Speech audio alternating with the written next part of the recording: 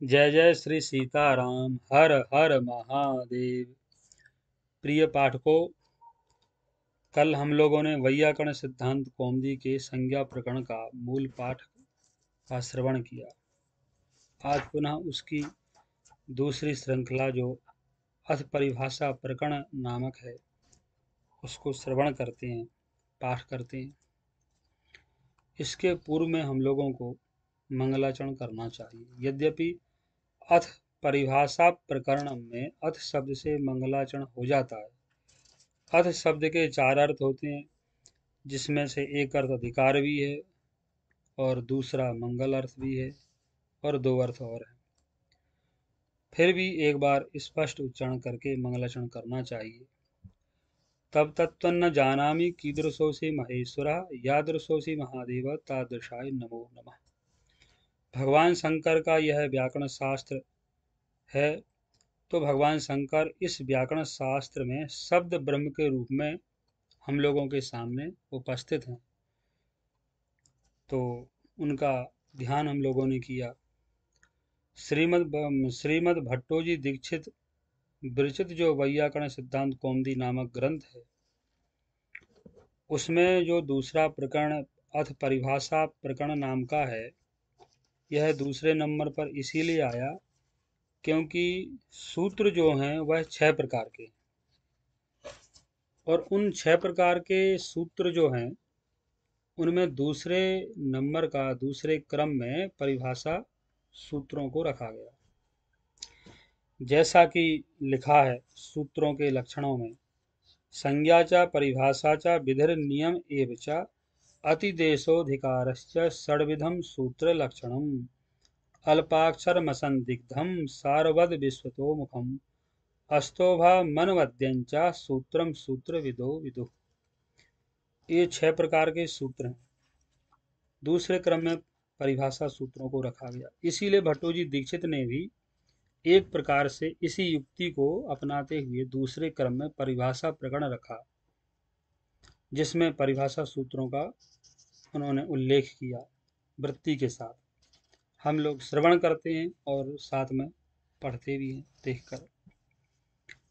Eco गुण वृद्धि। गुण वृद्धि शब्दाभ्याम यत्र गुण वृद्धि विधीयते तत्र इका इति षष्ठ्यन्तं पदम उपतिष्ठते। अचश्च ह्रस्वदीर्घपुलितशब्दैर् यत्राज विधीयते तत्र अचः इति षष्ठ्यन्तं पदम उपतिष्ठते। आद्यन्तौ टकितौ टित्कितौ यस्योक्तौ तस्य क्रमादाद्यन्तावयवौ स्तः। मिदचोन्त्यात् परः अचः इति निर्धारणे षष्ठी। अचां मध्ये योऽन्त्यस् तस्मात् परस्तस्यैवान्तावयवो मित् स्यात्। षष्ठी स्थाने योगा अनिर्धारित संबंध विशेषा षष्ठी स्थाने योगा बोध्या स्थानञ्च प्रसंगः। स्थानेन्तरतमः प्रसंगे सति सदृशतम आदेशः स्यात्। यत्रानेक विधमान्तर्यन् तत्र स्थानता आन्तर्यं बलीयः। तस्मिन्निति निर्दिष्टे पूर्वस्य सप्तमी निर्देशेन विधीयमानं कार्यं वर्णान्तरेणाव्यवहितस्य पूर्वस्य बोध्यम्। तस्मादित्युत्तरस्य पंचमी निर्देशेन क्रियमाणं कार्यं वर्णान्तरेणाव्यवहितस्य ज्ञेयम्। अलोन्त्यस्य षष्ठी निर्दिष्टोन्त्यस्याल् आदेशः स्यात्। ऐसी वृत्ति लघु कौमुदी में लिखी, किंतु भट्टोजी दीक्षित ने लिखा षष्ठी निर्दिष्टस्यान्त्यस्याल् आदेशः स्यात्। अर्थ एक ही है। ङिच्च अयमप्यन्त्यस्यैव स्यात्। सर्वस्य इत्यस्यापवादः। आदेः परस्य यद् विहितं तत्तस्यादेर्बोध्यम्। अलोन्त्यस्य इत्यस्यापवादः।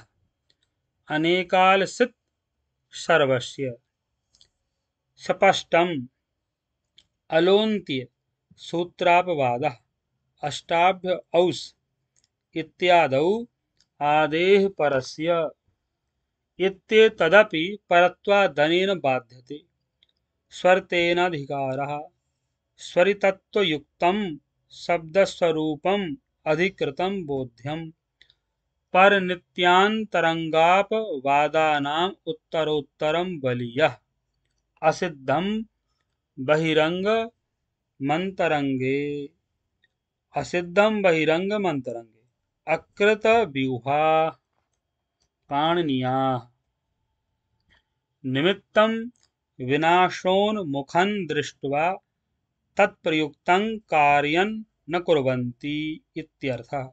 कहीं कहीं लिखा तत्प्रयुक्तं कार्यं न कुर्वन्ति वैयाकरणा। इस प्रकार से परिभाषा प्रकरण का मूल पाठ हुआ। जय जय श्री राधे श्याम।